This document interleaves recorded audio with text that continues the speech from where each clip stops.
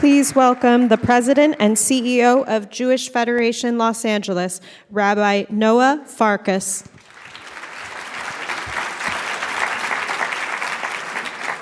Good afternoon. Wow, I guess the espresso hasn't hit yet. Good afternoon. There you go. I am Rabbi Noah Farkas, President, CEO of the greatest federation in California, Jewish Federation of Los Angeles. Where's my LA people? That was not... Okay, there we go. There's got to be some spirit here. Democracy is supposed to be fun. These are the jokes, folks. These are the jokes. Quick couple very words of gratitude. I'm sorry that Lieutenant Governor Kounalakis couldn't be here.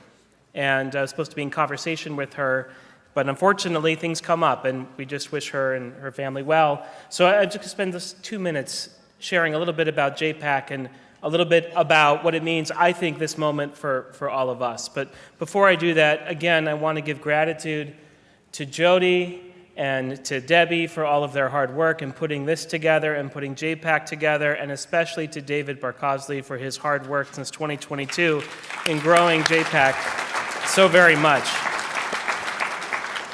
I also want to give a special shout out to my congregation, Valley Beth Shalom, which has sent a nice delegation, so thank you for coming. And I want to give a very, very special shout out to all of the young leaders here. Our Rautenberg New Leaders Project is here. Our AIA, Advocacy in Action, is here. Our United Leaders Project in here. One of 7 different leadership development groups that we run at Federation to inspire the next generation to become involved in civic virtues and civic conversations.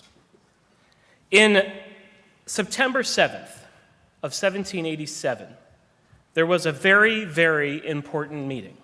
It was the Constitutional Convention.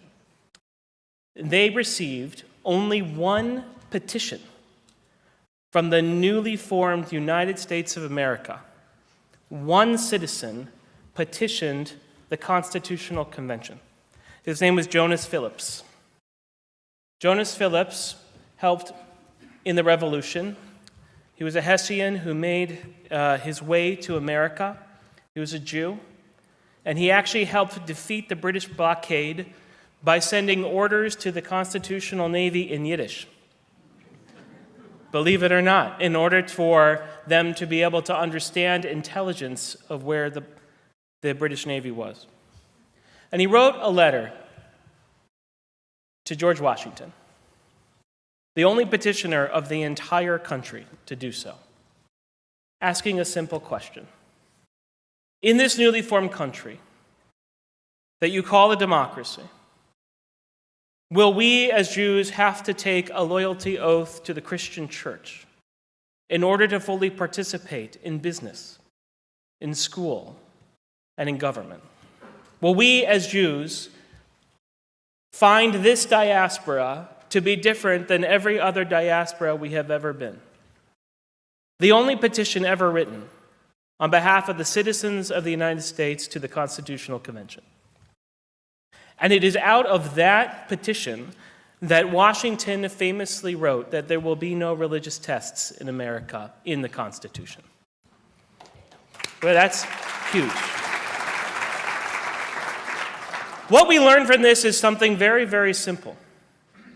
That even at the very dawn of the founding of this country, our people, the Jewish people, had the chutzpah to write a petition to our own government to protect who we are as a Jewish people.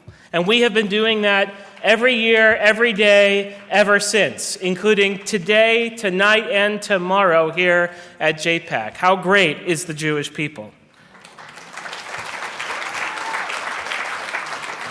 JPAC was formed in 1972 in order to give voice to the Jewish social service agencies like the Jewish Family Service of Los Angeles and its sister organization in the Bay Area, as well as the federations. And from that day until now, it has slowly grown and slowly grown, until now we have reached 600 people, which is the largest it has ever been, to learn about what we need to discuss with our legislators to ensure and protect and that Jewish life can be supported and prospering here in the state of California. Now, you probably don't know this, but there are 1.2 million Jews in California. That's 10% of the global Jewish population. That's 20% of the US population. So the question for all of us is, why are there only 600 of us here, when the issues that are facing us are probably the most important in our lifetimes?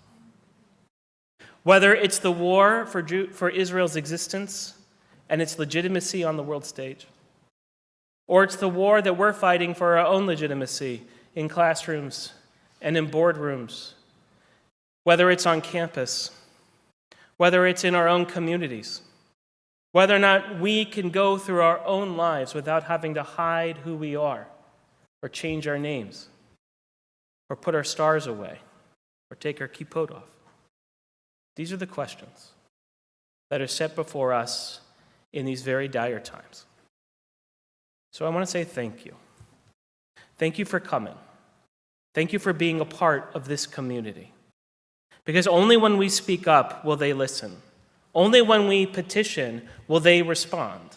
And only when we come together in strength, in community, aligned together for our own values, can we get the work done that's needed to be done that shows that Jews care about this country, we care about this state, and we care about the state of our democracy. Thank you for coming, and thank you for being part of JPAC.